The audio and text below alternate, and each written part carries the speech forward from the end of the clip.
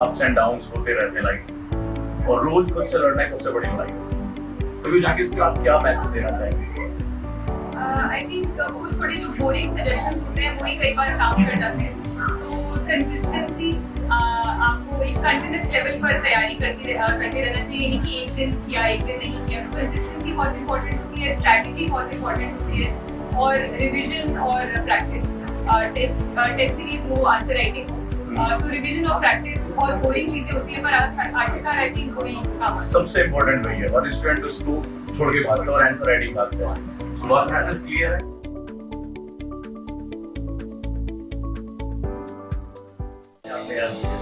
और जैसा आपने कहा आंसर राइटिंग इज मस्ट, आपको करना ही चाहिए।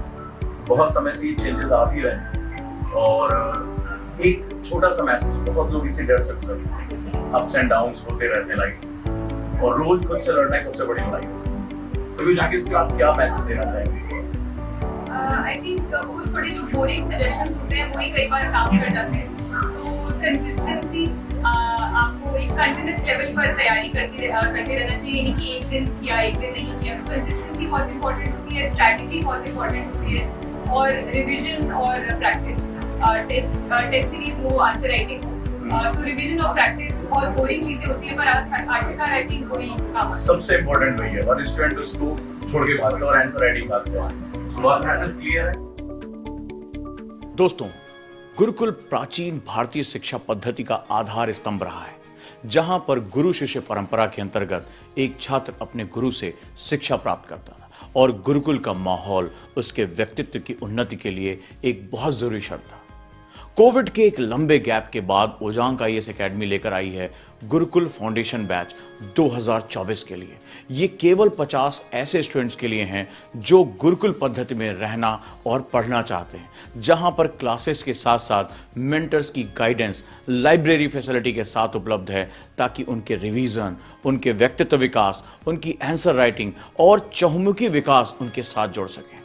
अगर आप भी जुड़ना चाहते हैं गुरुकुल फाउंडेशन के साथ, तो आप सभी का बहुत बहुत स्वागत है नोएडा की खूबसूरत धरती पे, जहां ग्रीनरी है, जहां दिल्ली की भीड़भाड़ से दूर एक शांति है, जहां साफ हवा है और जहां पर आपको पढ़ने का माहौल उपलब्ध है। साथ ही साथ क्लास के बिल्कुल नज़दीक ही आपको मिलेगी रेसिडेंशियल सुविधा। आप हॉस्टल में रह सकते हैं, साफ खाना खा सकते हैं और अपनी पढ़ाई कर सकते हैं। सबसे बड़ी बात, आप अपने शिक्षकों की गाइडेंस में अपनी पूरी व्यक्तित्व, अपने पूरे पर्सनालिटी को जबरदस्त तरीके से विकसित कर सकते हैं। स्वागत करता हूं, इनवाइट करता हूं हिंदी और इंग्लिश मीडियम के बैच में 50 ऐसे स्टूडेंट को जो गुरुकुल के साथ जुड़ना चाहते हैं। दिए गए नंबर पे आप कॉल कर सकते हैं, जानकारी ले सकते हैं, लेकिन ध्यान रहे इसमें सभी बच्चों को एडमिशन नहीं मिलेगा। जितने भी लोग इसमें अपनी अर्जियां देंगे, जितने भी लोग एप्लीकेशन फॉर्म भरेंगे, उनकी काउंसलिंग होगी मेरी और मेरी टीम के साथ और वहां पर हम चयन करेंगे बेस्ट स्टूडेंट का जो इस प्रोग्राम के साथ जुड़ना चाहते हैं। तो मार्च के एंड में शुरू होने वाले इस प्रोग्राम के साथ जल्दी से जल्दी जुड़िए और गुरुकुल फाउंडेशन का हिस्सा बनिए। नमस्कार दोस्तों, कैसे हैं आप सभी दोस्त? मैं उम्मीद करता हूं आप लोग बिल्कुल स्वस्थ होंगे, अच्छे तरीके से चीज़ों को तैयार कर रहे होंगे। और स्वागत करता हूं आज मैं एमएपी की क्लास में, यानी मेंस आंसर प्रैक्टिस। जो दोस्त मेरे साथ आज पहली बार जुड़ रहे हैं, फर्स्ट डे जुड़ रहे हैं, वो मुझे कमेंट बॉक्स में जरूर बताएं कि यस सर, ये हमारी पहली क्लास है। सभी दोस्तों से मैं उम्मीद करता हूं। सबसे पहले मुझे बताएं, क्या आवाज आ रही है आप सभी दोस्तों को? Are you getting my voice? Hello all of you, कैसे हैं भैया? जोश दिखना चाहिए, क्योंकि आपका टीचर बड़े जोश में पढ़ा रहा है और बहुत ही नई चीजें पढ़ा रहा है।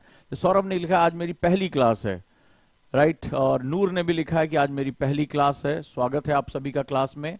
और कोई और भी है जिसकी पहली क्लास है? मुझे जानकारी होनी चाहिए। और भी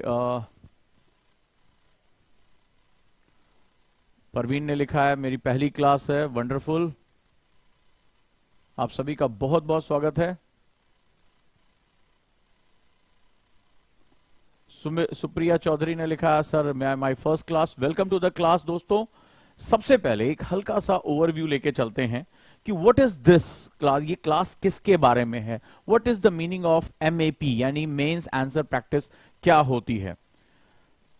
जो आंसर होते हैं, answer writing, right, answer writing और अगर हम इसकी बात करें, इसमें एक और चीज जोड़ते हैं, दैट इज मेंस, मुख्य परीक्षा। तो आप जानते हैं कि आज की डेट में चाहे आप यूपीएससी दे रहे हो, पीसीएस दे रहे हो, सभी में जो सबसे कोर स्टेज होती है वो हमारा मेंस का एग्जाम होता है। अगर मैं यूपीएससी की बात करूं तो यूपीएससी में 1750 मार्क्स, प्री के मार्क्स जोड़े नहीं जाते, इंटरव्यू के मार्क्स फ्लक्चुएट करते हैं। जो कोर मार्क्स होते हैं, जिसे हम लोग कहते हैं हार्ट, दिल, वो होता है 1750 मार्क्स। अब 1750 मार्क्स में जीएस, एसए, ऑप्शनल और कंपलसरी पेपर भी करना पड़ता है। जैसे इंद्रसेन ने लिखा मेरी पहली क्लास है, तो बड़े ध्यान से सुनिए। तो ये जो मुख्य परीक्षा है 1750 मार्क्स की होती है, और जो इसके नंबर होते हैं, जो बच्चे इसमें अच्छे नंबर पाते हैं, वही जो है वो आसानी से सक्सेस हो जाते हैं।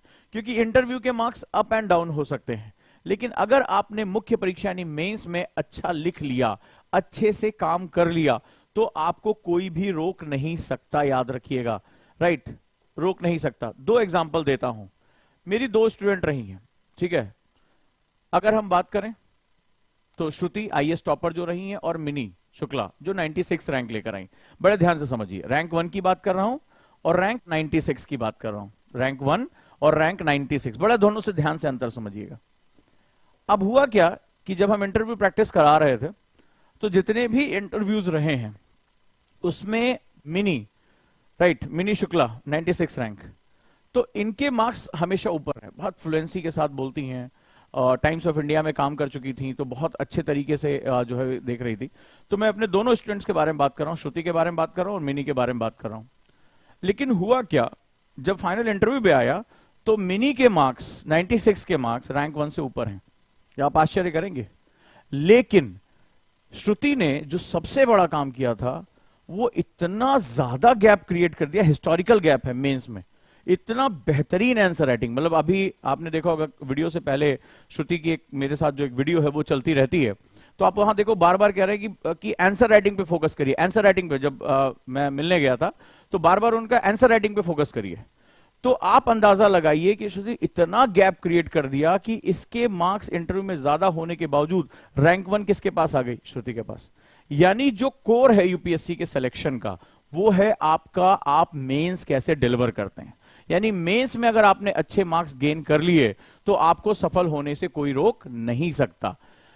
अब इस चीज को आप ध्यान से समझिए कि मेंस की परीक्षा क्या है। तो मुख्य परीक्षा जो है, यानी जिसे हम लोग मेंस कहते हैं, वो रिटन एग्जाम्स है, ठीक है। दिस इज एक्सप्रेस, आपको कैसे करना है अपने आप को, रिटन, लिखित है, ठीक है। आपको सब कुछ लिख के बताना है, यहां पे जो भी आप जानते हैं वो आपको लिखित है। और जब लिखने की बात आती है तो राइटिंग जो होती है, जो रिटन होता है, वो एक आर्ट होती है। This is skill and art, both skill and art. यानी जब बात को पूछा जा रहा है और आपको जवाब मौखिक रूप से नहीं देना है, क्योंकि मौखिक रूप से जब जवाब देते हैं जैसे इंटरव्यू में, तो आप अपने हाव भाव दिखाते हैं। सर, आंखें ऊपर नीचे चौड़ी होती हैं, बात को कम ज्यादा किया जा सकता है। लेकिन जब आप लिखते हैं तो आपका व्यक्तित्व दिखाई पड़ता है, आपकी सोच दिखाई पड़ती है। इसीलिए इसको आंसर राइटिंग स्किल कहा जाता है। यानी ये क्षमता से आता है, अभ्यास से आता है, प्रैक्टिस से आता है। तो अब हुआ क्या कि ये स्किल एंड आर्ट बोथ है। अब स्किल एंड आर्ट बोथ है, इसका मतलब है कि जिस स्वरूप में प्रश्न पूछे जा रहे हैं, जो क्वेश्चन का फॉर्मेशन है, आपको उसी के अकॉर्डिंग जवाब देना है, उसी के अकॉर्डिंग जवाब देना है। आपको नई चीजें जोड़कर जवाब देना है, स्टैटोडायनामिक मेथड में जवाब देना है। तो अगर आप भी टॉपर बनना चाहते हैं तो सबसे इंपॉर्टेंट स्किल जो आपको सीखनी है, वो कौन सी सीखनी है, वो है answer writing skill and answer writing art of answer writing सीखनी है। दोनों चीजें, स्किल एंड आर्ट। आर्ट का मतलब हुआ कि जैसे कोई कलाकार होता है, अलग अलग रंगों से अलग अलग कैनवस तैयार कर देता है, ठीक है, कहीं पर कोई और कलर इस्तेमाल। उसी तरह से आपको जैसी नीड है उसी के अनुसार अपने आंसर को राइटिंग करना पड़ेगा। और स्किल का मतलब होता है कि मैं बहुत दक्षता के साथ, कमांड के साथ, अभ्यास के साथ लिख सकूं। तो जितने भी आज पहली क्लास में आए हैं उन सभी के लिए सबसे जरूरी है कि आप जो है वो mains answer skill and mains answer art जो है वो दोनों सीखें, तभी आप इस पे जा पाएंगे। और जिसने मेंस के मार्क्स को पकड़ लिया वो वैसे भी आसानी से सक्सेस हो जाएगा। इंटरव्यू के मार्क्स ऊपर नीचे हो, कोई खास फर्क आपको नहीं पड़ेगा। लेकिन जैसा मैंने बताया कि when it's come to skill, अभ्यास यानी प्रैक्टिस की बहुत जरूरत पड़ती है। When it's come to art, creativity की बहुत जरूरत पड़ती है। तो स्किल कैसे आती है, प्रैक्टिस से। बड़े ध्यान से सुनिए, अगर आप डेली के डेली मेरे साथ प्रैक्टिस नहीं करेंगे, ओजांग टेस्ट प्रैक्टिस ओटीपी ऐप में जाकर क्वेश्चंस नहीं करेंगे, तो आप कभी स्किल गेन नहीं कर पाएंगे। And when it's come to art, that means creativity. What is this? Creativity. Art क्या होता है? क्रिएटिव काम होता है। क्या, कौन से रंग भरें, कौन से जो है कैनवस बनाए, कैसे स्केच करें, this is the game of creativity. So ये दोनों चीजों यानी कि प्रैक्टिस एंड क्रिएटिविटी आपको सक्सेस दिलाएगी। अब क्रिएटिविटी इसमें क्या है? क्रिएटिविटी का मतलब होता है अपनी बात को कहने का तरीका। बड़े ध्यान से सुनना। अब जैसे मैं इससे पहले की जो मैंने क्लासेस ली, जो बच्चे आज पहली बार आए हैं वो पुरानी सारी क्लासेस देखें। क्यों? क्योंकि मैं सिर्फ आंसर राइटिंग नहीं करा रहा हूं, मैं क्या बता रहा हूं? कोर कॉन्सेप्ट्स बता रहा हूं कि नहीं बता रहा हूं? कोर कॉन्सेप्ट्स भी सिखा रहा हूं। याद है, अभी भी आप लोग मुझे इतने मैसेज कर रहे हो, ये जो B2A और A2B का कॉन्सेप्ट समझाया कि ग्लोबलाइजेशन में किसको फायदा होगा। और आज की डेट में बच्चे हर दिन सुबह मुझे मैसेज करते हैं, सर ये खबर आई है, यहां भारत अपनी पोजीशन को चेंज कर रहा है, इंडिया जो है B2A जा रहा है। जब कोर वैल्यूज के बारे में बात कर रहे हैं, अभी जब उस दिन हमने महिला सशक्तिकरण पे बात किया, वर्ल्ड बैंक के अध्यक्ष ने कहा, तो आपने तुरंत मुझे जो है वो क्वेश्चन भेजे कि सर ये देखिए जो है वो भारत में महिला सशक्तिकरण के बारे में बात हो रहा है। तो these are the creativity. Creativity का मतलब हुआ कि आप अपनी बात को कितने नए तरीके से कह सकते हैं, और नए तरीकों को कहने के लिए मुझे क्या चाहिए होगा? कॉन्सेप्ट, कोर कॉन्सेप्ट चाहिए होंगे। ये चीज क्यों हो रही है? अब जैसे मैंने गरीबी पढ़ाई, तो गरीबी पे मैंने आपको पढ़ाया क्या है? वंचना, यानी डेप्रिवेशन का कॉन्सेप्ट क्या होता है। अब गरीबी सर इसके पास पैसा नहीं तो इसलिए गरीब है, इसके पास पैसा है तो मैंने आपको दो कॉन्सेप्ट बताया, गजोधर का और गिरधारी का। गिरधारी के पास गजोधर से ज्यादा पैसे थे, लेकिन वो फिर भी डिप्राइव्ड हो सकता है ड्यू टू सर्टेन कंडीशंस। अब आपके पास ये समझ में आया कि आपकी क्रिएटिविटी बढ़ गई। क्रिएटिविटी का मतलब क्या है? कि आप किसी चीज को कितने तरीके से एक्सप्रेस कर पा रहे हैं, यही क्रिएटिविटी होती है। भाई आप चाय पीने जाते हैं, जब मान लो एक बहुत बड़ा बिजनेसमैन है चाय का, तो मसाला चाय, आसाम चाय, ब्लैक चाय, लेमन टी, फलाना टी, कैमोलिन टी, पता नहीं कितने तरह के टी रख देता है। तो क्या उसी के बदले आपसे पैसा ले रहा है? क्रिएटिविटी के पैसे लेता है। तो ये जो चीजें हैं वो सबसे इंपॉर्टेंट है। तो आप भी एक शेफ हो, आपको क्रिएटिव होकर, वही सेम मसाले, वही धनिया है, वही हल्दी है, लेकिन फलाना आपने डिशेस बनाई और उसके सबके अपने दाम अलग कर दिए, तो आपको नंबर उसी बेसिस पे मिलेगा आप कितने ज्यादा क्रिएटिव हो पाते हैं। डन है? तो अब वहां मैंने आपको बताया कि डिप्रिवेशन का कॉन्सेप्ट क्या होता है। तो ये क्या होगा? आपकी क्रिएटिविटी को बढ़ा देगा, आप अपनी बात को अलग अलग तरीके से रख पाओगे। मैंने आपको बताया कि सोशल इंक्लूजन इंपॉर्टेंट नहीं है, फाइनेंशियल इंक्लूजन और साथ साथ डिजिटल इंक्लूजन भी उतने ही जरूरी है। लगातार क्वेश्चन, अभी देखिए उस दिन मैंने लास्ट क्लास में आपको पढ़ाया था स्कूलों के बारे में, अगले दिन एलजी ने सीधे बात कहा कि दिल्ली के कई स्कूलों में टीचर्स और प्राचार्यों की बहुत ज्यादा कमी है। आप लोगों ने, कई लोगों ने मुझे फोटो खींच के भेजा कि सर आपने क्लास में बताया था। तो ये क्या होगा? ये बता रहा है कि क्रिएटिविटी जो है हमारी बढ़ रही है। ये क्लास बड़ी हॉलिस्टिक क्लास है, बहुत ही वृहद लेवल पे ये कवर हो रही है। क्लियर है यहां तक? तो जो कॉन्सेप्ट में अब आपको दो चीजें करनी है, आपको अभ्यास करना है, ओटीपी पे जाके प्रैक्टिस करनी है मेरे साथ क्वेश्चंस की, साथ ही साथ इसके आर्ट में आपको कॉन्सेप्ट्स को लिखते जाना है। कितने लोग कॉपियां बना रहे हैं? साथ साथ जो कॉन्सेप्ट में डेली के डेली पढ़ा रहा हूं, वो कितने लोग क्लास उसमें जो है नोट्स बना रहे हैं उसके? राइट? चलिए, सो लेट्स स्टार्ट, आगे हम चलते हैं। अब आज की खबर आई है, अगर आप लोगों ने न्यूज़पेपर पढ़ा होगा, जो लोग न्यूज़पेपर नहीं पढ़ रहे हैं वैसे भी मेरी क्लास ना करें। पहला तो मेरा निवेदन यह है कि अगर आप न्यूज़पेपर नहीं पढ़ रहे हैं तो मेरी ये क्लास ना करें। डन है? तो न्यूज़पेपर बहुत जरूरी है। अब आज की न्यूज़पेपर में एक खबर आई है, 2 दिन से लगातार चल रही है, एडिटोरियल हिंदी इंग्लिश दोनों में आई है, और लगातार इससे संबंधित चीजें आ रही कि बुद्ध की शिक्षाएं, महात्मा बुद्ध की शिक्षाएं अगर पूरा विश्व अपना ले तो जो पर्यावरण अवनयन हो रहा है, यानी एनवायरमेंटल डिग्रेडेशन, पर्यावरण अवनयन, एनवायरमेंटल डिग्रेडेशन से बचाया जा सकता है। We can save our environment. कितने लोगों ने यह पढ़ा? कितने लोगों ने पढ़ा?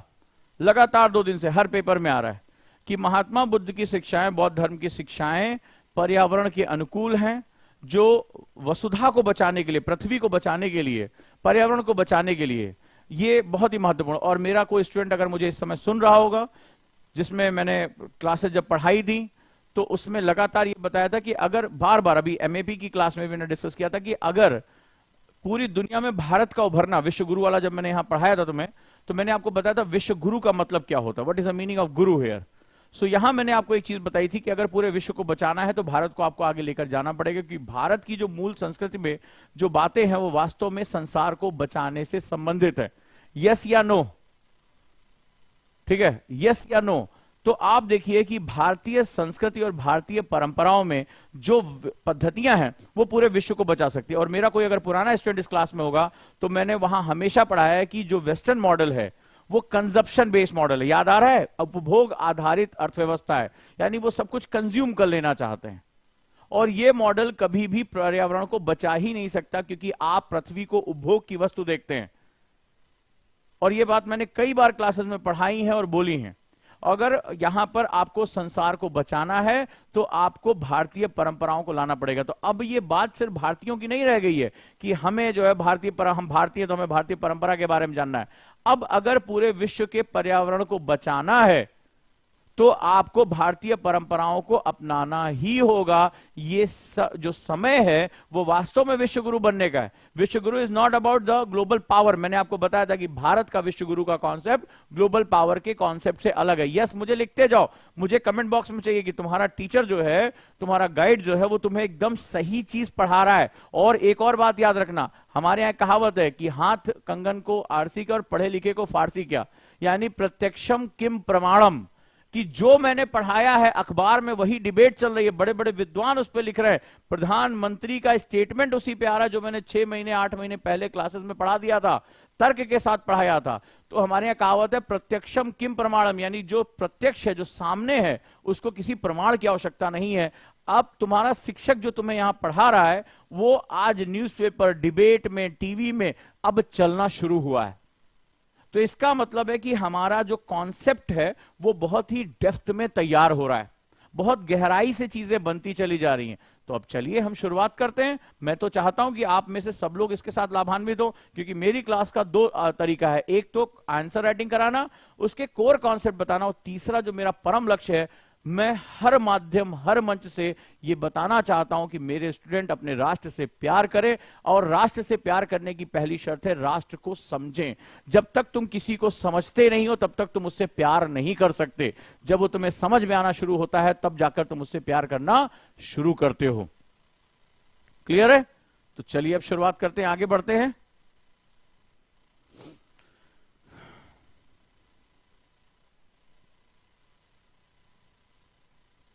आज गुरुकुल के क्लास में मैं लगभग 10 बच्चों की काउंसलिंग करने जा रहा हूं। तो जो लोग गुरुकुल के साथ जुड़ना चाहते हैं, नियरली 15 मई से क्लासेस शुरू हो रही हैं, वो अगले 10 बच्चे जो है मेरे साथ अपनी काउंसलिंग करा सकते हैं, जो लोग इसमें एडमिशन लेना चाहते हैं। और गुरुकुल एक ऐसा बैच है जो वास्तव में आपकी तकदीर को बदल के रख देगा डेफिनेटली, और काफी अच्छे तरीके से हम चीजों को समझ पाएंगे। Let's start. ऑप्शनल में अगर नहीं जुड़े हैं तो ऑप्शनल में जुड़ते चले जाइए। नाउ आज के क्वेश्चन के लिए हम लोग थोड़ा सा रेडी हो जाते हैं। अच्छा, कुछ बच्चे मुझसे पूछ रहे थे कि हम सर सेंटर पे कैसे जा सकते हैं। तो आप करोल बाग सेंटर पे भी जा सकते हैं अपनी काउंसलिंग के लिए, नोएडा सेंटर पे भी जा सकते हैं, रांची में भी हमारा सेंटर है। अगर आपको कोई समस्या आ रही है तो आपको दिया गया नंबर है, और उदयपुर में भी हमारा सेंटर है, राजस्थान में। तो जो बच्चे वहां पहुंचना चाहें वो यहां पहुंच सकते हैं, टीचर से बात कर सकते हैं। अगर आपको कोई भी दिक्कत आ रही है, गाइडेंस नहीं मिल रही, तो आपको दिल्ली आने की केवल जरूरत नहीं है, आप इनमें से किसी भी जगह पहुंच सकते हैं। आइए,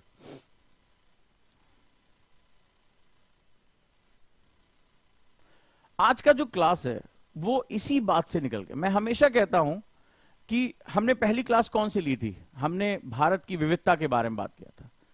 हमने पहली क्लास जो है सेकुलरिज्म से शुरू की थी, याद है आपको?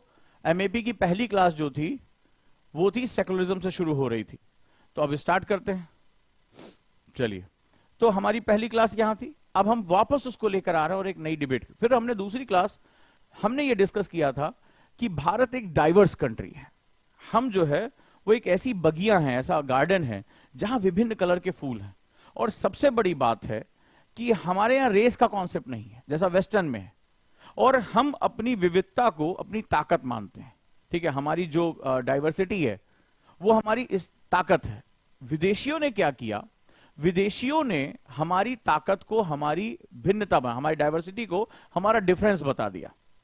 ठीक है, तो अब जब हम अपनी डाइवर्सिटी की हम बात कर रहे हैं, ठीक है, तो डिफरेंसेस हमें अलग करती हैं, हमारी पहचानों को बताती कि मेरी पहचान अलग है, तुम्हारी पहचान अलग है, चाहे वो धार्मिक हो, जातीय हो, भाषाई हो, क्षेत्रीय हो, किसी भी रूप में हो। और डाइवर्सिटी बताती है कि हम देखने में, सुनने में, बोलने में, धर्म में, जाति में अलग है, लेकिन हम सबका उद्देश्य एक ही है। हम सभी इस खूबसूरत बगिया के फूल हैं और हमसे ही इस संसार की, हमारी इस बगिया की खूबसूरती बनी रहती। बड़े ध्यान से समझना कि ये हम का कॉन्सेप्ट है, द कॉन्सेप्ट ऑफ वी। जैसे हमारे प्रियम्बल में लिखा गया, प्रियम्बल में कहा गया, बड़े ध्यान से मेरी डिबेट को सुनना, और जो होशियार बच्चे हैं वो एक कॉपी में लिखते जाएं, क्योंकि मेरी बातें अलग अलग तरीके से जोड़ती हैं और कॉन्सेप्ट को डेवलप करती हैं। तो हमने प्रियम्बल में लिखा we the people of India. हमने क्या लिखा? हम भारत के लोग, we the people of India. तो पीपल में ही सारा लोकतंत्र छुपा हुआ है, पीपल ऑफ इंडिया। हमने ये बात कही। तो वी का कॉन्सेप्ट क्या है? जो पहला शब्द हमारे महान निर्माताओं ने बनाया इसको, ये वी का कॉन्सेप्ट क्या है? ये वी का कॉन्सेप्ट है, और वो कॉन्सेप्ट है कि हम भारत के लोग। तो हम भारत के लोग, हम का कॉन्सेप्ट है। तो हम कहते हैं कि भारत, सबको पता है कि भारत में सभी प्रकार के जलवायु वर्गीकरण पाए जाते हैं, जो कि कोपेन ने दिए। भारत में समशीतोष्ण जलवायु, टेम्परेट क्लाइमेट, हमारा जो है टॉरिड जोन में हम पाए जाते हैं। हम जो है, हमारे पास उष्ण कटिबंधीय जलवायु, हमारे पास समुद्री जलवायु, हमारे पास कोस्टल जलवायु, हमारे पास रेगिस्तानी जलवायु है, हमारे पास हर तरह की जलवायु है। उष्ण आर्द्र प्रदेश भी हमारे पास है। तो ऑब्वियस सी बात है, जिसकी ज्योग्राफी इतनी डाइवर्स है, वो कभी भी एक रूप में नहीं दिखाई पड़ेगा जैसा वेस्टर्न के पास है। वो एक ही जलवायु के हैं, वो टेम्परेट के हैं, तो सब कुछ एक जैसे हैं। तो वो उनके यहां नस्ल का कॉन्सेप्ट निकल के आया। हमारे यहां नहीं हो सकता, पॉसिबल ही नहीं। और हमारे जो लोग थे वो इसको बहुत अच्छी तरह जानते थे। आर्यावर्ते भरतखंडे जम्मू द्वीपे, हमने इसके अलग अलग खंडों में इसके नाम रखे, अलग अलग समय पे इसके नाम रखे। और पिछली क्लास आप में से बहुत से लोगों ने नहीं की थी, मैंने आपको बताया था कि ये भारत शब्द का मतलब क्या होता है। वहां से क्लास जोड़ी। कितने लोगों को याद है? भ धन र धन त, ये जो हमें सिखाया गया ना, हमें अंग्रेजों ने जो गुट्टी पिलाई कि भरत नाम के कबीले पर जो है, उसके राजा के नाम पर इतने बड़े देश का नाम पड़ गया। अच्छा, हम अफगानिस्तान से लेकर जो है, वर्तमान जो अफगानिस्तान है, वहां से लेकर जो है वो ब्रह्म देश तक हम फैले हुए थे, और हमें ये कहा जा रहा है कि हम जो है वो एक कबीले के नाम पर, हम राजा के नाम पर भारत को कितना छोटा करके दिखा रहे हो। तो भारत का शब्द मतलब क्या समझाया था? कितने लोगों को याद है कि भ धन र धन त क्या मतलब होता है? ये सब चीजें जब तुम करोगे तो क्रिएटिविटी आएगी। हर कोई वही लिख रहा है, भरत कबीले के राजा के नाम पे फलाना ढिकाना, तो क्रिएटिविटी तुम्हारे पास कहां है? तो ज्ञान के प्रकाश को दूर दूर तक फैलाने वाला देश कौन सा है? भारत। समझो, गर्व की बात है। यानी संसार जब सभ्यताएं सीख रहा था, तो हम ज्ञान के प्रकाश को दूर दूर तक फैला रहे थे। आज वेस्टर्न जो है इंटेलेक्चुअल प्रॉपर्टी राइट पे, ज्ञान पे कब्जा करके बैठा है। हमने कहा ज्ञान पे कब्जा नहीं करना है, ये मानवता की भलाई के लिए है। तभी हमने बहुत पहले कहा सर्वे भवन्तु सुखिनः सर्वे सन्तु निरामया। ये हमारा कॉन्सेप्ट है ग्लोबलाइजेशन का, वसुधैव कुटुंबकम की बात कर रहे हैं। अब जरा इसकी गहराई को समझो, क्या बात कह रहा हूं। तो ये जो वी का कॉन्सेप्ट है, ये बेसिकली कहता है कि हम डाइवर्स हैं और हम मिलकर इस राष्ट्र का निर्माण करते हैं। But when it's come to differences, we are very much eager about our personal identities. हम अपनी व्यक्तिगत पहचानों के लिए हम बहुत कॉन्शियस हो जाएंगे। अरे मैं कौन हूं, मेरी जाति क्या है, मेरे लोग कौन है, मेरी पहचान क्या है, मेरे अधिकार क्या है, मुझे क्या मिल रहा है, मैं कैसे ज्यादा से ज्यादा हासिल कर सकता हूं। बस केवल इसी के बारे में सोचूंगा। और ये जो फॉल्ट लाइन है, ये बड़े ध्यान से वेस्टर्न ने इसमें डाल दिया। अभी क्वेश्चन बहुत प्यारा क्वेश्चन है, जीएस पेपर 1 का, मैं सिलेबस के अकॉर्डिंग पढ़ा रहा हूं, ठीक है। ध्यान से समझो। धर्मनिरपेक्षतावाद की, लिखो, धर्मनिरपेक्षतावाद की भारतीय संकल्पना, अंडरलाइन करो, बहुत प्यारा क्वेश्चन। मैंने कहा था ना, हमारे यहां धर्म और पंथ में अंतर है। पहली क्लास किसको किसको याद है? ये मैंने टेस्ट लेने के लिए क्वेश्चन दिया है कि मेरा वो डिस्कशन किसको किसको याद है। मैंने बताया था कि भारत में धर्म अलग है, ये रिलीजन वर्ड का यूज करते हैं। रिलीजन हमारे यहां अलग है, रिलीजन हमारे यहां व्यक्तिगत है, पंथ है। हम पंथ शब्द का, इसको धर्मनिरपेक्ष शब्द हमारे लिए ठीक नहीं है। ये अंग्रेजी पढ़ने और पढ़ाने वालों ने सब कुछ चौपट कर दिया। भारत में शिक्षक का भी धर्म है, राजा का भी धर्म है, प्रजा का भी धर्म है, स्टूडेंट का भी धर्म है, पिता का भी धर्म है, पुत्र का भी धर्म है। धर्म मतलब जो होता है नियमावली, जीवन को शुद्ध रूप से चलाने के लिए जो आबद्ध नियम है, वो धर्म, इति धर्म। तो राजा प्रजावत्सल होना चाहिए, राजा प्रजा के कल्याण के लिए काम करे, राजा प्रजा के जो है वो हितों के लिए काम करे, उसकी रक्षा करे, ये राजधर्म है। राजा जो टैक्स प्राप्त करे वो अपने लिए ना खर्च करे, अपनी प्रजा के लिए कर, ये राजधर्म है। प्रजा भी अपने जो राजा के प्रति वफादार रहे, उसको पिता तुल्य माने, ये प्रजा धर्म है। शिक्षक ईमानदारी से पढ़ाए, ये शिक्षक धर्म है। जो छात्र है वो भी सारे नियमों का पालन करते हुए सिर्फ विद्या अध्ययन करे, गुरु का सम्मान करे, ये छात्र धर्म है। सो हाउ कैन यू से कि जो एक पूजा पद्धति है, इबादत की जो तरीके हैं, वो तुम्हारा धर्म हो गया। ये फॉल्ट लाइन बड़े प्यार से, कभी मौका मिला तो मैं जब ये किताब पढ़ाना शुरू करूंगा तो तुम्हारे रोंगटे खड़े हो जाएंगे, विश्व में भारत के खिलाफ कितनी भयानक साजिश हुई है।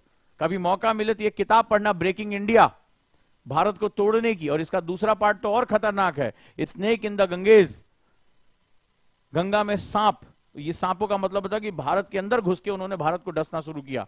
जब आप पढ़ोगे तो आपको पता चलेगा। अब कहता है कि धर्मनिरपेक्षतावाद के पश्चिम मॉडल से किन किन बातों में भिन्न है। कितने लोग मेरे स्टूडेंट जो है इसका जो है वो लिख सकते हैं आंसर, यानी the how the Indian concept of secularism. अब तो तुम समझ में आ गए होगे, बिकॉज वी एक्सेप्ट डाइवर्सिटी। हमारे यहां धर्म और पंथ अलग है। पंथ का ये तुम्हारा निजी स्वरूप हो सकता है। मान लो कई लोग कहते हैं अरे भारत में हिंदू और मुस्लिम के बीच में तनाव है। अरे हिंदू धर्म को ही अगर तुम समझना चाहोगे, उसको अगर धर्म मानते हो, पंथ मानते हो, जीवन पद्धति मानते हो, जो भी मानते हो, उसी में ही इतने सेक्ट हैं। तो आधार क्या है दोनों के विभाजन का? वो कहते हैं कि ये मूर्ति पूजा करते हैं। इस्लाम को मानने वाले कहते हैं कि नहीं, हम मूर्ति पूजक नहीं है, हम मूर्ति पूजकों का जो है वो विरोध करते हैं। लेकिन हिंदू धर्म में ही अगर तुम गहराई में जाओगे तो सगुण, निर्गुण, द्वैत, अद्वैत, जाने कितने सेक्ट्स हैं। शैव, वैष्णव, मतलब चलते चले जाओगे, आस्तिक, नास्तिक फैलता चला जाएगा। हिंदू धर्म के अंदर ही ऐसे लोग हैं जो किसी भी ईश्वर की उपासना नहीं करते हैं, वो विज्ञानवादी हैं, फिर भी वो उसी धर्म के हिस्से हैं। क्योंकि हमने धर्म और पंथ को अलग अलग करना सीख लिया था।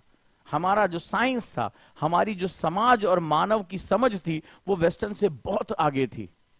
लेकिन हाय रे, भारत के खिलाफ होने वाली सबसे बड़ी भयानक साजिशें, जिसमें विदेशी भी शामिल रहे और भारतीय भी शामिल रहे, उन्होंने भारत के इस सबसे बड़ी समझ को बिल्कुल डिस्ट्रॉय कर दिया।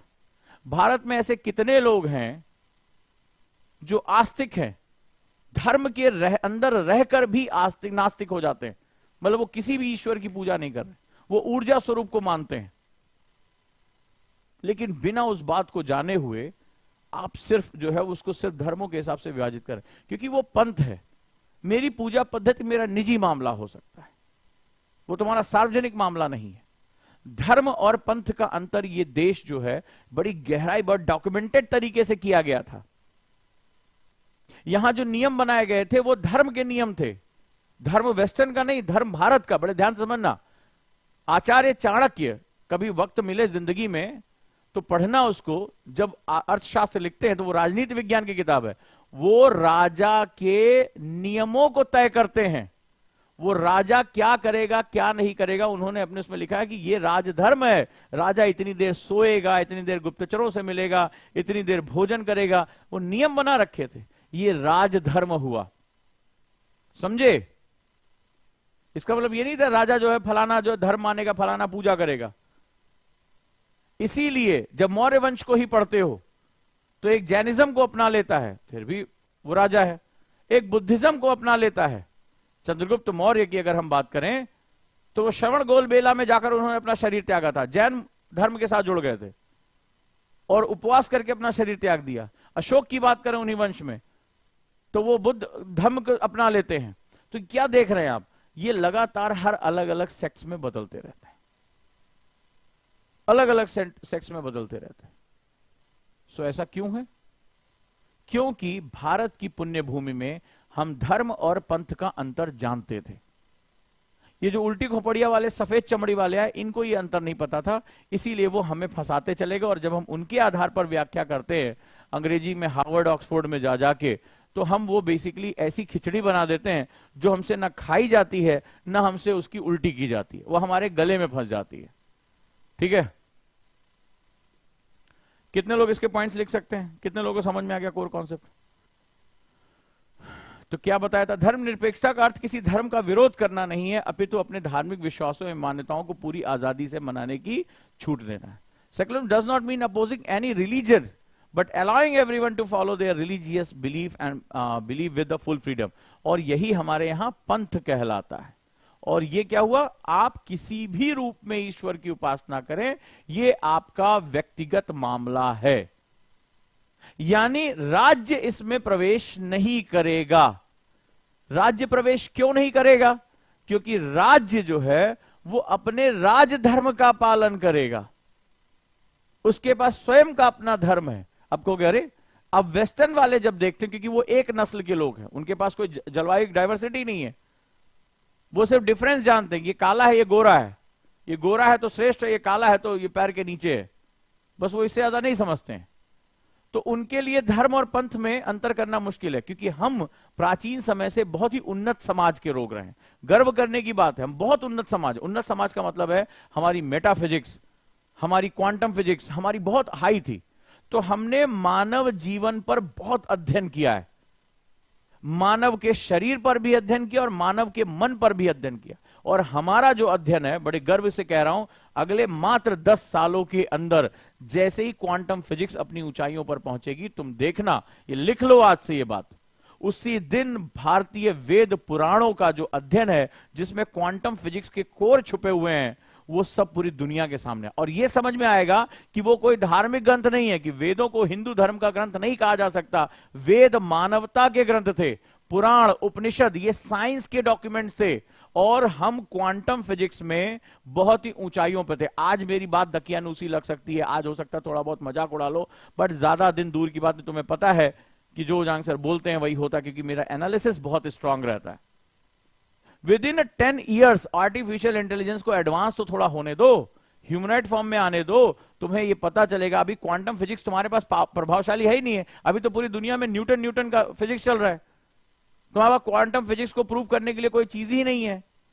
तुम तो अभी E=mc² पे टंगे पड़े हो, वो भी नहीं प्रूव कर पाए हो कि प्रकाश की गति से किसी वस्तु को कैसे चलाया जाए। हम किसी मास को ट्रेवल ही नहीं करा पा रहे हैं। हमारे लिए तो हिग्स बोसॉन है, हमारे लिए गॉड पार्टिकल है, हमें यह नहीं पता कि और भी मैटर्स क्या होते हैं।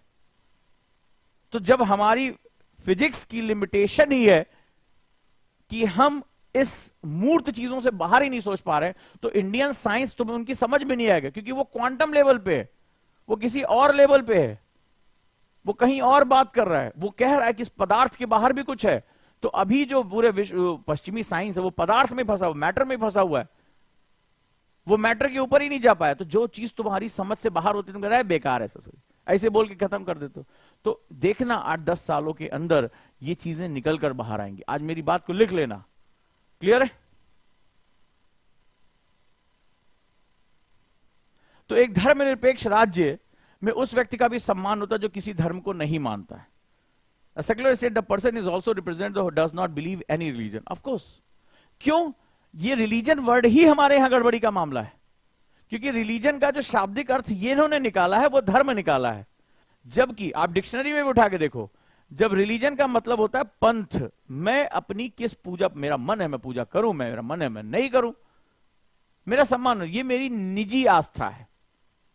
और यहां जो मूल तत्व कहा गया था संविधान में कि आप, भारत का संविधान किसी व्यक्ति की निजी आस्था में हस्तक्षेप नहीं करेगा, अगर वो करता है तो गलत है। हमने इसको बहुत करप्ट किया, हमने इसको धर्म के साथ जोड़ना शुरू किया, और यही हमारे यहां जो है बवाल का सबसे बड़ा जड़ है। हमें शर्म आती है कि राजा का धर्म होगा, राज धर्म होना चाहिए। हमने धर्म और पंथ के बीच का जो संक्रमण किया है, जो मिक्सचर किया है, वही हमारे जो है वो सारे सामाजिक तनाव का कारण है, जिसकी कल्पना तुम अंदाजा नहीं लगा सकते। ये 200 साल 250 साल पहले कर दी गई थी। तुम्हें लग रहा हो ये साजिश 250 साल पहले रची गई थी।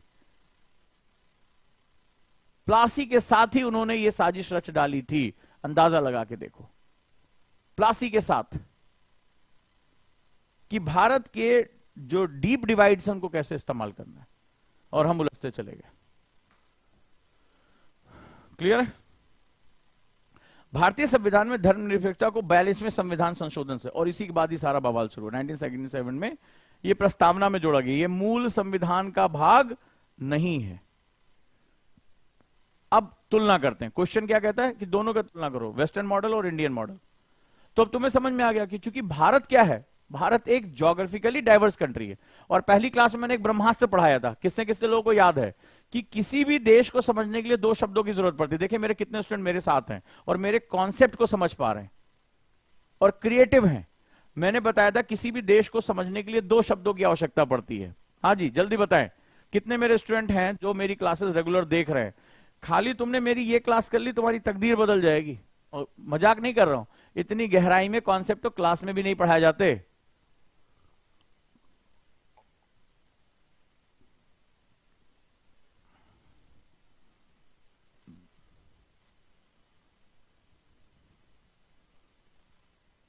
यस, ये हुआ जवाब। तो किसी भी देश को समझने के लिए तुम्हें दो शब्दों की जरूरत पड़ती है, देश और काल। देश का मतलब हो गया क्लाइमेट क्या है इसका। तो भारत को आप यूरोप के क्लाइमेट पे नहीं समझ सकते। वहां एक सिंगल क्लाइमेट है, वेस्टर्लीज चलती है, टेम्परेट जोन में है, एक तरह की जलवायु है। उसके आधार पर उसका वर्गीकरण आप नहीं कर सकते। तो भारत को डिफाइन करने के लिए देश क्या रहा, उसका ज्योग्राफिकल एरिया, उसकी ज्योग्राफिकल कंडीशन क्या रही, बिल्कुल अलग है। अब भारत में तुम्हारे पास थार डेजर्ट है, तुम्हारे पास तटीय क्षेत्र है, तुम्हारे पास मैंग्रोव है, दलदली क्षेत्र है, तुम्हारे पास जो है वो भारत के मैदान है, तुम्हारे पास पर्वतीय क्षेत्र है, तुम्हारे पास लद्दाख जैसा वृष्टि छाया यानी कि लीवर्ड साइड भी है, तुम्हारे यहां वर्षा वन भी पाए जाते हैं, तुम्हारे यहां पर्णपाती वन भी पाए जाते हैं, डेसिडुअस फॉरेस्ट, तुम्हारे यहां सदा हरित वन भी पाए जाते हैं। तो सब कुछ तो तुम्हारे पास है। तुम्हारे पास ज़ेरोफाइट्स यानी कि जो है वो रेगिस्तानी वन भी पाए जा रहे हैं। तो क्या नहीं है भारत के पास, सब कुछ है। तो भारत में जो भूगोल होता है, क्योंकि ये ज्योग्राफी क्या करता है, ज्योग्राफी कल्चर की डाइवर्सिटी का कारण बनता है। जितनी ज्यादा भूगोल में भिन्नता होगी उतनी ज्यादा सांस्कृतिक भिन्नता होगी। ये बड़ी बात, बड़ी गहराई बात कह रहा हूं, तुम लोग का काम है जोड़ना, मेरी बात को लिखना। जितनी ज्यादा भौगोलिक भिन्नता होगी उतनी ज्यादा सांस्कृतिक भिन्नता होगी। तो भिन्नता इसलिए है क्योंकि हमारे भूगोल में भिन्नता पाई जाती है, खान पान में भिन्नता, पहनावे में भिन्नता। अब राजस्थान में दाल बाटी चूरमा, अब जाओ बंगाल में बोलो ए आई नीड दाल बाटी चूरमा, तो वो मच्छी भात ला के रख देगा। क्यों? क्योंकि उसका खान पान उसके क्लाइमेट के अकॉर्डिंग है। साउथ में जाओगे तो सांभर चावल ला के रख देगा, इडली सांभर रख देगा। इडली खाएगी? नहीं खाएगी। तो फिर क्या होगा, फिर वहां साउथ में आप चले जाओगे तो आप कहो नहीं मुझे तो हर जगह एक ही जैसा भोजन चाहिए। पंजाब में जाओगे वो जो है पराठा और लस्सी तुम्हें उठा के दे दिया जाएगा। कहीं और जाओगे, अभी बिहार में जाओगे, बोले यार भात है, भात खाने को नहीं मिलेगा तो मन ही नहीं भरता है, तो उसको भात चाहिए यानी चावल। तो हमारे यहां अलग अलग क्लाइमेटिक सेगमेंट में अलग अलग चीजें पाई जाती हैं। So this is the very important concept.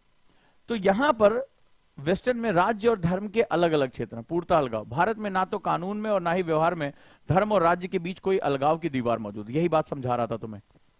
हमारे यहां इन्होंने स्टेट को अलग मान लिया, धर्म को। हमारे यहां राजधर्म होता है। धर्म का मतलब होता है वो नीति संगत चीजें जो बेसिकली किस तरह से हमारे ग्रोथ के लिए बहुत इंपॉर्टेंट है, बहुत इंपॉर्टेंट है। पश्चिम में धर्मनिरपेक्षता का पूर्णतः नकारात्मक एवं अलगाववादी स्वरूप दृष्टिगोचर होता है। ठीक है, वो अलग तरीके से देखते हैं बहुत इसको, क्योंकि वो रेस के बेसिस पे। वेस्टर्न कैसा है, रेस की थ्योरी काम करती है, नस्ल की थ्योरी। हमारे यहां रेस की कोई थ्योरी ही नहीं है। ठीक है, और भारतीय धर्मनिरपेक्षता जो है कह रहा है सभी पंथों का सम्मान करते हैं। स्वयं हिंदू धर्म में जो निर्गुण है, जो अद्वैत है, जो मतलब नास्तिक है, उसका भी सम्मान है। तो हाउ इट इज पॉसिबल कि एक धर्म एक ही रीति रिवाज को लेकर चलेगा ना। अब्राहमिक जितने भी हैं कल्चर्स हैं, चाहे यहूदी हो, इस्लामिक हो, क्रिश्चियनिटी हो, वो एक ईश्वर की अवधारणा को लेकर चल रहे हैं, एक ही तरीके के पूजा पद्धति को लेकर। यहूदियों का अपना एक कॉन्सेप्ट है, क्रिश्चियन का अपना एक कॉन्सेप्ट है, इस्लाम का अपना एक कॉन्सेप्ट है। बट हिंदू धर्म में वो क्या है, हिंदू धर्म में सगुण है, निर्गुण है, वैष्णव है, शैव है, द्वैत है, अद्वैत है, विशिष्टाद्वैत है, आस्तिक है, नास्तिक है, चारवाक है, सब कोई है यहां पे। तो जो जिसका है बोले तुम वहीं सेट हो जाओ। जरूरी नहीं कि तुम मेरे में घुसो यार, तुम्हारा इंटरेस्ट है कि तुम कहते हो नहीं ईश्वर ऊर्जा है, कोई स्वरूप नहीं है, बोले करो यार, करो, क्योंकि वो तुम्हारा व्यक्तिगत मामला है। जो सार्वजनिक मामला है वो ये होता है कि अपने आप को उन्नत करो। तो तुम्हारे रास्ते अलग हो सकते, पहुंचना सबको एक जगह। तो हमने कहा कि एक परम ऊर्जा, परम सत्ता तक पहुंचने के कई रास्ते हैं। सिर्फ ये जरूरी नहीं है कि मेरा ही रास्ता सही। पूरी दुनिया में लड़ाई किस बात की हो रही है? पूरी दुनिया में लड़ाई हो रही है कि अगर तुम्हें ईश्वर को पाना है तो तुम्हें मेरा वाला ईश्वर तुम्हें एक्सेप्ट करना पड़ेगा। अच्छा जी, अब मेरी बात को ध्यान से समझना कि मेरा वाला ईश्वर ही है, सही है, मेरे वाले ईश्वर की तरह नहीं दिखोगे तो हम तुम्हें मार देंगे। पूरी दुनिया में लड़ाई का यही कारण है ना, बोला ये एक्सेप्ट करो नहीं तो मार देंगे। हमें पता था कि ये जो चीजें वो लड़ाई का कारण बनी, हमने पहले कह दिया भाई तुम्हारा जैसा मन करे वैसा करो। तुम शिव की उपासना करो, चलो इधर निकलो। तुम वैष्णव उपासना, तुम इधर निकलो भाई। तुम कह रहे तुम निर्गुण हो, तुम इधर निकलो। तुम बोले मैं भक्ति मार्ग से आऊं, तुम इधर जाओ। बोले मैं ज्ञान मार्ग से, बोले तुम इधर निकलो। बोला मैं, मेरा काम ही ईश्वर है, मुझे अपने काम से मन, बोले तुम इधर निकलो। चलो चलो चलो सब लोग, बोले सब लोग चलो। बोले कोई लड़ने की जरूरत ही नहीं, क्योंकि चलो तभी मानवता की भलाई होगी। और ये पकड़ के बैठ के नहीं मेरा ईश्वर तुम्हारे ईश्वर से अच्छा, तब तो लड़ो। और यही हो रहा पूरी लड़ाई का कारण। क्या किया नाजियों ने जर्मनी में? कॉन्सेंट्रेशन कैंप में यहूदियों को डाल दिया। अब मतलब तुम, मतलब इंसान की रेस के ऊपर भी तुमने लड़ाई लड़ ली, भयानक यातनाएं दी, मार डाला उनको। तो ये होता है संसार को बचाने का जो रास्ता है। इसीलिए कहता हूं भारतीय संस्कृति में। और जब भारतीय संस्कृति की बात आती है उसको लोग हिंदू संस्कृति, हिंदू धर्म के ऊपर नहीं, भारतीय संस्कृति। वो कहते हैं कि कोई भी रास्ता अपना लो जो तुम्हारा मन आए। इतनी धाराएं, क्योंकि हम भारतीय, चूंकि हमें हमारी संस्कृति से काट दिया गया है, हम जानते ही नहीं हम कौन है। तुम जब जानते ही नहीं, जब तुम जानते ही नहीं तुम कौन हो, तो तुम अपने बारे में बात क्या करोगे? तो हमारी कहावत वही है। हमारी हालत क्या है? बोले साहब आपका कान जो कौवा ले गया, हम कौवे के पीछे भाग रहे हैं। हम थोड़ा सा रुक के चेक करें है मेरा कान ले गया कि नहीं ले गया। हम वाले लोग नहीं है। क्यों? क्योंकि हमारी जड़ें काट दी गई, हमें नहीं पता कि हम हैं कौन। बेसिकली हम भारतीयों को पता ही नहीं है कि हम आए कहां से हैं। हम भारतीयों को यही नहीं पता कि हमारा मूल तत्व तो क्या है। इसीलिए वो हमें लड़ा रहे हैं, हम लड़ रहे हैं। समझ में आया?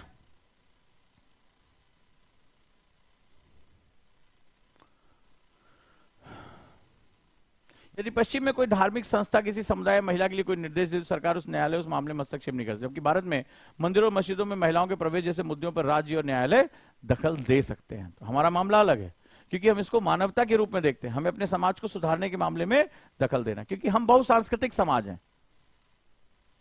और यही कारण है कि इसको लेकर वेस्टर्न बहुत बवाल करता है। वेस्ट कहता है कि भारत, उनके बारे में सुनो वो हमारे बारे में क्या कहते हैं। भारत में राष्ट्र की कोई संकल्पना ही नहीं हो सकती। बताओ, ये वो कहते हैं कि भारत में राष्ट्र की कोई संकल्पना हो ही नहीं सकती, क्योंकि कोई बिहारी है, कोई बंगाली है, कोई गुजराती है, कोई मराठी है, सबकी अपनी बोली, पहनावा जो है, ये सारी चीजें हैं। कई बार ऊपर से वो देख के ऊपर से भारत को चले गए। और हमारे यहां के भी नेता कहते हैं कि भारत राष्ट्र नहीं है, भारत राज्यों का संघ है। जाकर ऑक्सफोर्ड में बोलकर आते हैं, कैम्ब्रिज में बोलकर आते हैं।